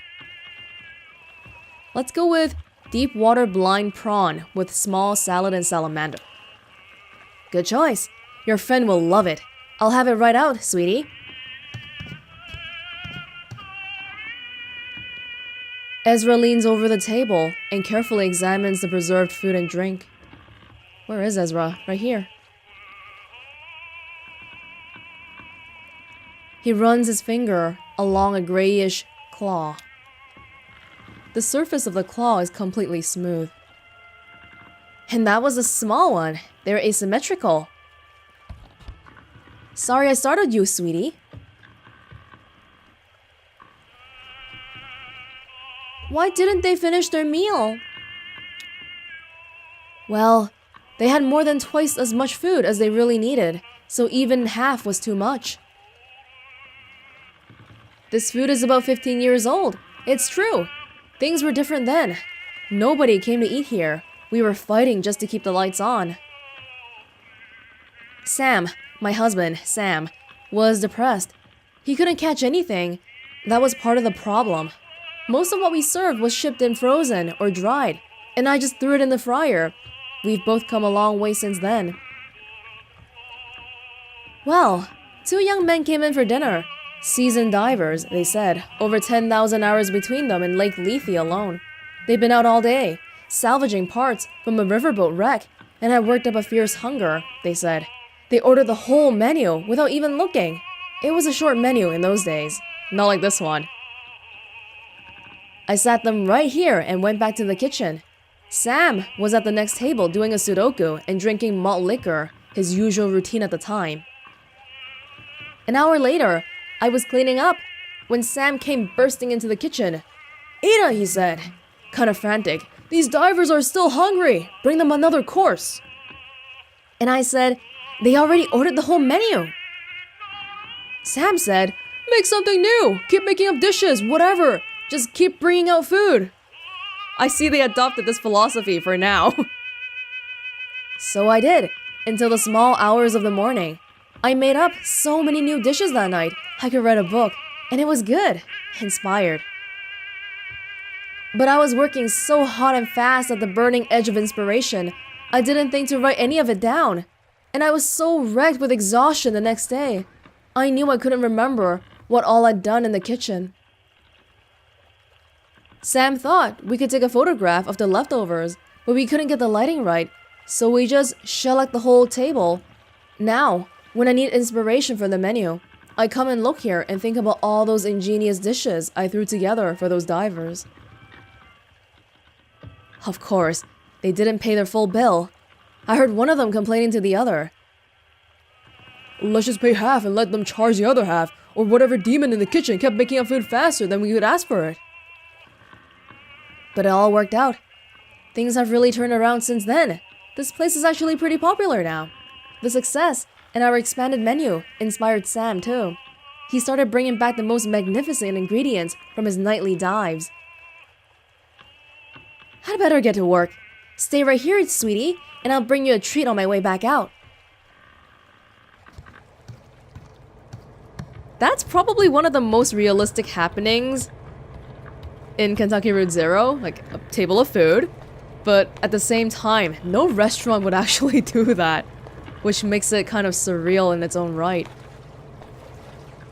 "Hey, got a nice squid?" "Well, buddy, guess you're the catch of the day, the one and only." "So, what are you? You look like, well, some kind of squid, I guess? Kind of a mopey little guy, huh?" "Yeah, I can see it in your eyes." "You smell like sort of buttery." "Well, that should be just fine." "Skin feels like sandpaper." "Huh. Well, she'll figure something out." "I think I'll call you Butter Squid." Welcome to Sam and Ida's, the one and only Butter Squid. I hope you enjoy your stay. I mean, not too much. Have you ever seen a creature like me before? You were pretty far down there. I wouldn't be surprised if I'm the first, except there were 2 divers who went before me long ago. Maybe that was before your time. How old are you anyway, I wonder? They ate here once, back in the bad old days. 2 young guys. Could have been brothers. Maybe. I was over in the corner with my coffee and crossword. I hadn't been able to catch a thing. So Ida just fried up something from frozen. The 2 young divers. Do we know who they are? Like, if you're telling me to think of two men who were friends, off the top of my head, it would be Joseph and Donald. But they were cave people, so I don't think they were too much into diving. Well, these guys were hungry enough to eat it, and asked for more. And they did at least as much talking as eating. See, like I said, they were divers. And like I said, they might have been brothers. They had kind of a rivalry going on between them or something. Ida was about to write up their check, but I slipped calmly and quietly into the kitchen for a minute, and told her to just keep bringing out food. I figured they wouldn't notice, caught up in their boasting as they were, and I wanted to listen. They went back and forth for hours about all the deep and dangerous dives they've been on. New tunnels they discovered. All these weird creatures they'd encountered at the weirdest depths of Lake Lethe. It was like a dance. No, like a boxing match. Each story went deeper than the last. And I listened to every word of it. Memorized every description of every tunnel and diving route they discovered. That's my map now, you see? For 15 years, I've been using routes those two young divers discussed right here at the table. Good memory. Yeah, I could write a guidebook to the depths of this lake, but I don't dare. Someone would steal my good diving spots, and then where would we be? See, people come here from all over just to try our daily catch because they know it's unique. Ain't you proud? Since I can't write any of it down, I just preserved that table where they had their meal, so I can look at it to jog my memory. Like, they were eating pickled crab when they talked about that shipwreck full of salamanders. Pretty clever, huh? It's my own secret code. Well, I'll be straight with you, butter squid. There is one feature of this arrangement that I find unsettling. In fact, I lose a decent amount of sleep over it. I told you those boys were competing, right? One-upping each other, I mean? Each getting wilder and more adventurous as they traded tales. Well, I navigate mostly in the dark down there, just going by touch and a kind of mental picture I can construct from their detailed boasts. And every time I explore a new diving spot from those recollections, I have to weigh it all against the risk that I'm headed right into a dangerous falsehood. One of those men could have felt for a moment like he was losing some ground in their little duel, so he could have... Oh, he could have slipped on a fake one there. In there. Maybe told a fib about some dive he went on and found a colony of blind shrimp living in a discarded refrigerator. And when I get down there, my diving belt cracks open on a sharp rock where he said that fridge would be. And that's the end. Of Sam and Ida's. To be honest, that possibility puts the fear of death in me every time I touch water. But you do it anyway. 'Cause that's your life now. Hey Sam, good haul tonight? We'll see what she can make of it. Yeah, pretty good I think. I hit some trouble down by the narrow tunnel. Some kind of fast-growing freshwater barnacles just about sealed it up. I picked away for half an hour before I gave up and went the other way. But I got the catch of the day. That's the important part. That's what people travel for. Are there a lot of fish in this lake? It seems so quiet. Yeah, there's a fish or two. Not too many. It's not like a surface lake, where you've got sunlight propping up the food chain. Life down here grows slowly, patiently, quietly. Will you stay for a drink? I've got a dark rum that goes well with coffee. Yeah, I don't think we want to talk about drinking right now. I think we're about to leave, but thanks. Just passing through. Hey, aren't we all? Through life? Got that right. Oh, she's got your food ready. You all enjoy your meal, alright?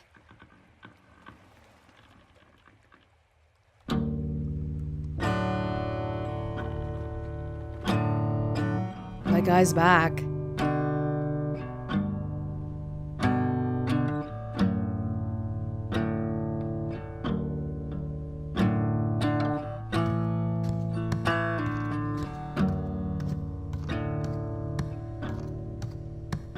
This world is not my home. just passing through.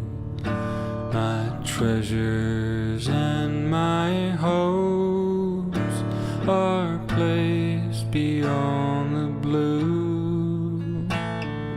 Many friends and kin have gone on before, and I can feel at home in this world anymore.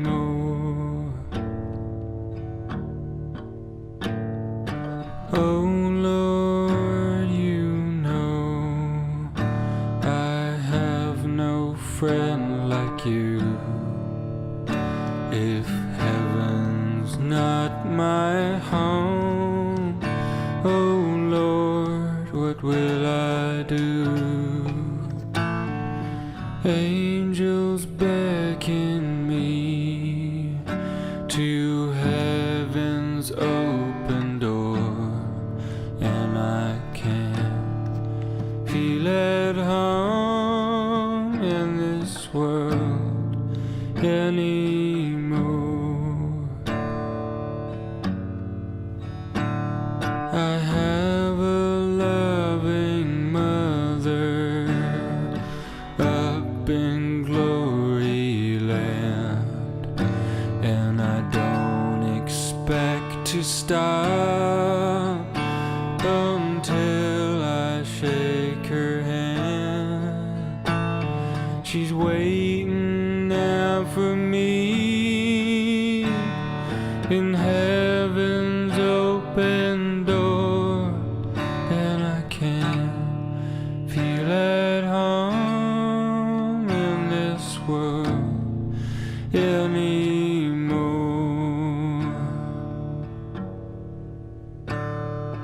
Oh Lord, you know I have no friend like you. If heaven's not my home, oh Lord, what will I do? Angels beckon me to heaven's open door, and I can feel at home in this world anymore.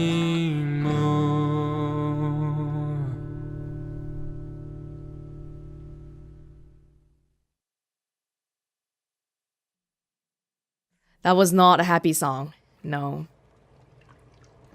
It's not like anyone's getting robbed or murdered or thousands of people are dying.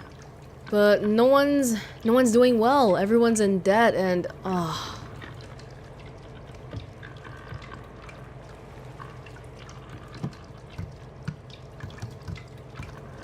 Shannon, how are you feeling right now?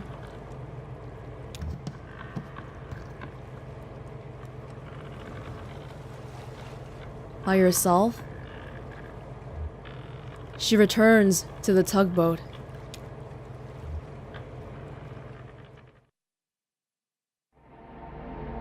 We're all just passing through.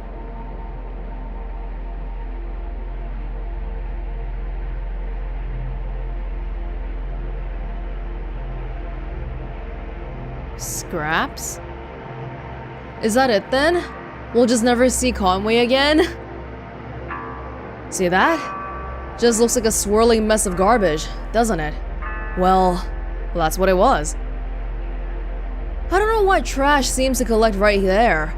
Of all the spots on the lake, it's always been that way. Everyone just navigates around it, like it was an island or something. Look closely. You can see some wood scraps from the old canoe rental shop. Gemini Canoe and Firewood. The place was run by twin sisters, Cassie and Paula, I think. This was years ago. They used to rent out canoes to tourists, campers, pilgrims, folks like that. They must have had some deal with the distillery. You'd always see a couple of hard-time boys posted up on the dock, peddling small bottles to their customers. Yeah, I don't wanna know about that.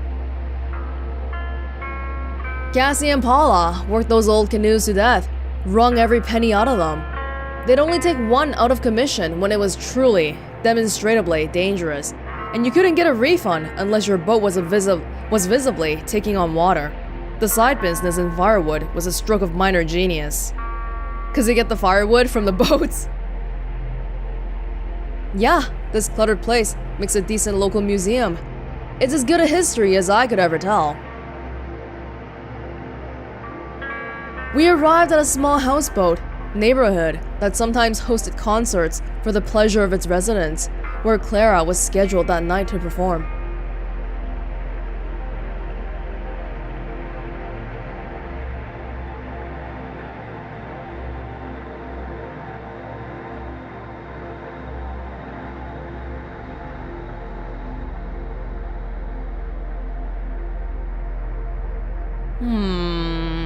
Clara's practicing, right?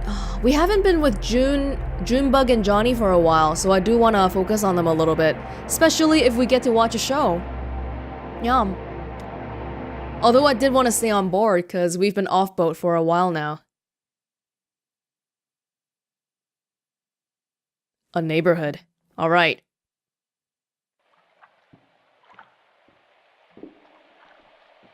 The theremin.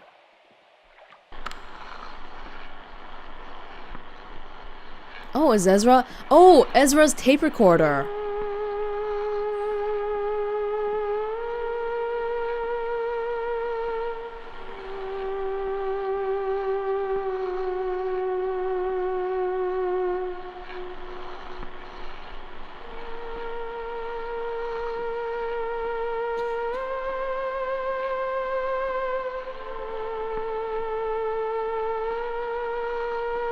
Oh.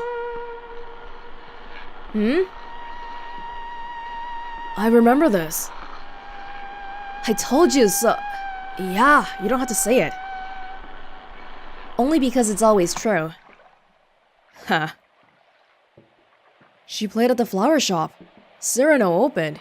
He was having trouble with his tape machine, so he just droned out on the lap steel.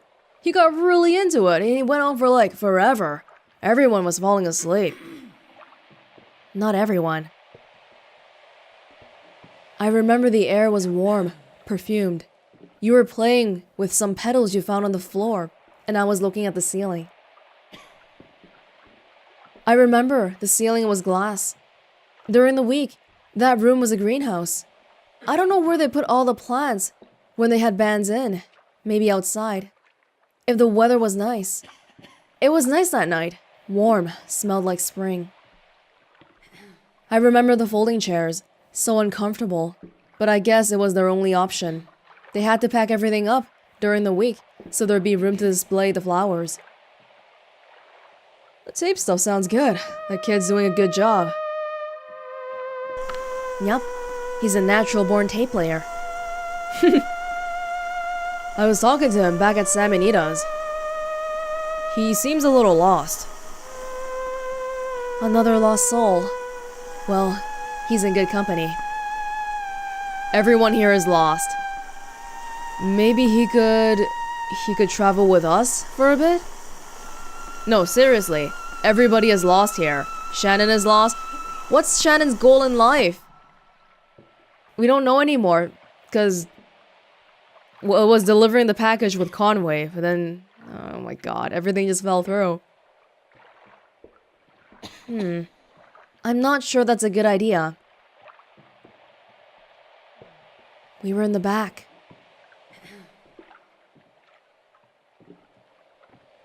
Oh, it's the other show at Cyrano. Kind of looking around, people watching. I remember.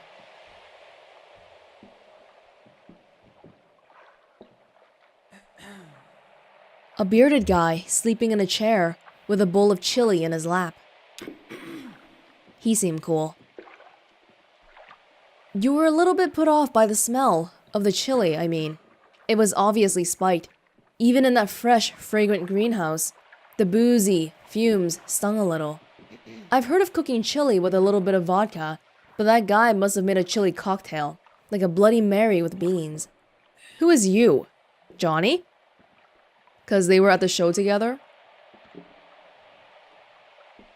I would have been content just to sit in that folding chair and drift on Cyrano's lap steel sound waves, but you were feeling restless, so we went for a walk. If I sound hesitant or something, it's just... When we met, we were nothing. Just these little gray shadows. And we grew and filled in, and we did all that together. Ezra? Sure, he's just a kid, but he's already a person. What would that do to our system? Our chemistry? Yeah, like a young man and women traveling together, and now you add a kid in there? And they're not even people. They're robots.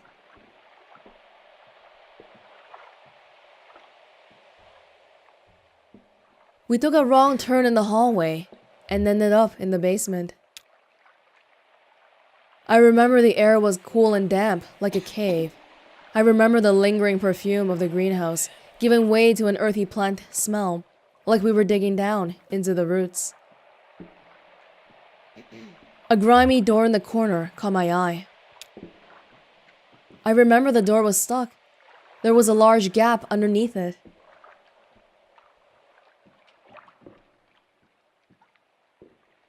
I shined a light under the door. Through the gap, I could see brightly colored paper. You reached your arm under the door. You came back with a handful of dirt and confetti. You forced the door. It wasn't as stuck as we thought. The door burst open and we fell through.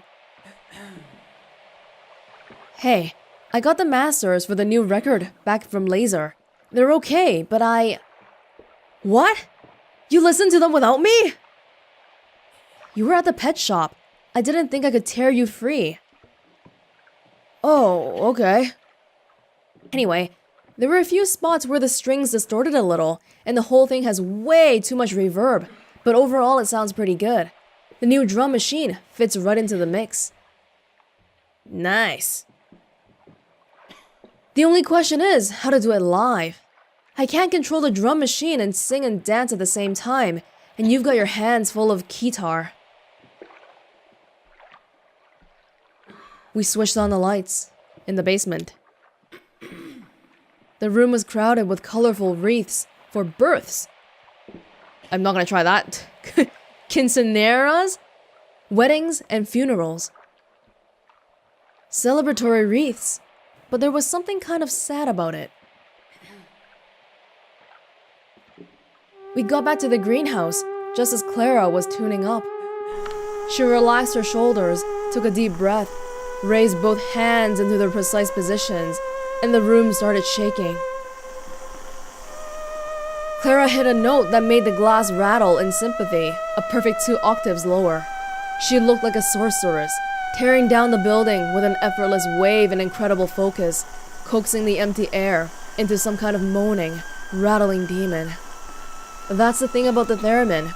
It's the only instrument you never touch. You could see a wave of concern propagating through the greenhouse, people looking up at the trembling glass ceiling, looking to each other to see if anyone else was worried, trying to catch Clara's eye and discern if she was doing it on purpose or not, if she was really trying to bury us all in glass. So listen, if that kid really wants to tag along and you really want to try making this a trio, then I guess... Think you can teach that kid to play a drum machine? Ma'am, I could teach a dog to play a drum machine. Well, that'll be our backup plan.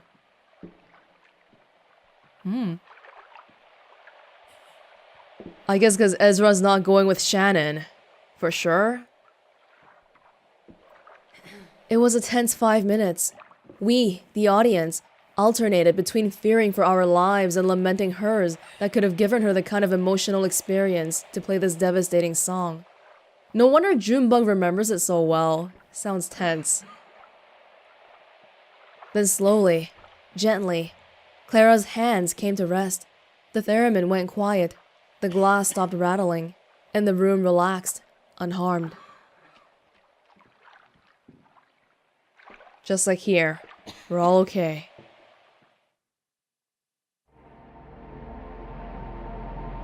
And that was Clara's performance. Did she get off the ferry then? Our party is slowly winding down again.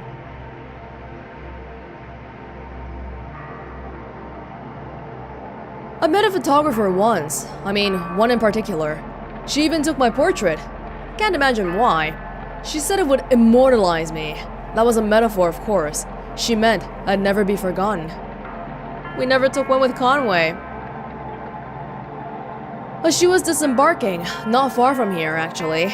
The film fell out of her bag and was borne away by the current. It was working on deck. I was working on deck at the time. She shot me a sad, apologetic glance, but I wasn't bothered. It's no shame to be forgotten.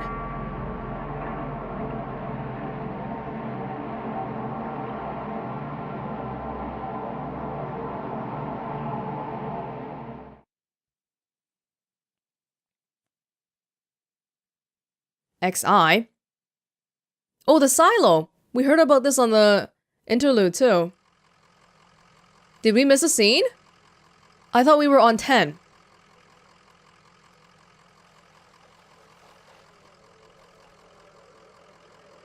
What's this place like? Dogwood Drive. It's in a small town, or... I really don't know. I've got the manifest the old man had in his truck, here. Lysette's Antiques. Mail order delivery. No return address. Shipping address, 5, Dogwood Drive. Packing list. And then it's just numbers. I guess the inventory numbers of the antiques he was supposed to be delivering. Anyway, I'm glad you're coming with us. Yes, I'm always eager to see more of the country, and I enjoy the company. I will have to find a bus or a train to get on to Nashville by evening. Well, they have buses everywhere, right? Not on the river. Or, hey, I could drive you to Nashville. Seems I have a truck now. Only... how are we gonna get it up these stairs? That's quite a staircase. Hold on, how are we looking at this right now? These are the stairs. Where is the silo? Like, what am I looking at right now? The dock, or... hard to tell. The truck is right here. Is there another route? A tunnel or something? No way out but up. Like going up and down? That sort of up? I guess we could wait for the mammoth to come back around and take us a little further down, but that won't be until late afternoon. Oh, it's still early morning right now. Looks like we're making the rest of the trip on foot. I don't even know what's in there. What if it's too much to carry? Feel like it's not talking about antiques. Nah, we've been loading and unloading gear since the stars were young. We're our own roadies, right? We've got expertise. Alright, Cricket. Let's get this delivery packed and tied into bundles. We're hiking it upstairs. What's in there? Antiques, I guess. Antiques. Yeah, antiques are... it's like junk, but people will pay for it. Oh. Sorry. I guess you'll be taking the bus after all. It's okay. It will be an adventure. Shannon sighs and stretches. Well, I guess that means, we've left Will and Kate. Tired? Don't worry, lady. We're almost there.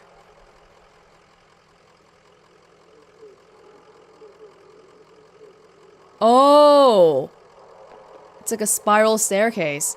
Ezra, where are you going? Johnny doesn't seem to make noise when he walks. Not like Junebug, anyway. Hey, what about the animals?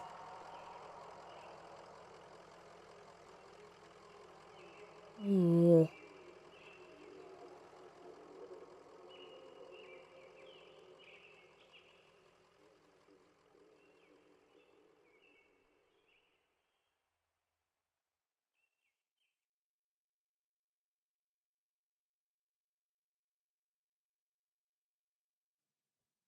Oh. And that is all of the Kentucky Route Zero content available as of November 2017. As usual, a lot of it is very surreal and like, oh, okay. But I really enjoyed this act. I think it was probably the longest act to date. It feels like it. But there were just so many, even if not the highly metaphorical story, the scenes, the visuals, and how they split off into two dialogue boxes. Just so many little things that are like, whoa, and they blow my mind. At the same time, I don't think there's any act that's felt more like a play this game by yourself in the dark at 11 p.m. sort of thing. Okay, so I don't know what you call it, the actual physical story. We started off with Conway trying to make a delivery, the last delivery to Dogwood Drive. He's met a lot of people along the way. Shannon, Ezra, Junebug, Johnny. And now he's actually not making his delivery. Shannon is taking up the mantle now. And I don't even know what's gonna happen at the end. I definitely don't think it's gonna be like, Conway comes back and everyone lives happily ever after, though. This whole thing has been too forlorn. There's no way it's gonna end well. On the metaphorical and symbolistic side of things, I guess, I feel like a lot, like 99% of it is probably flying over my head. Some of it because they obviously try to be vague on purpose. They don't want you to, it's almost like they don't want you to make the connections right off the bat. And then some of it because maybe my age and my life experiences are just too far away from this era, this 1970s in America setting.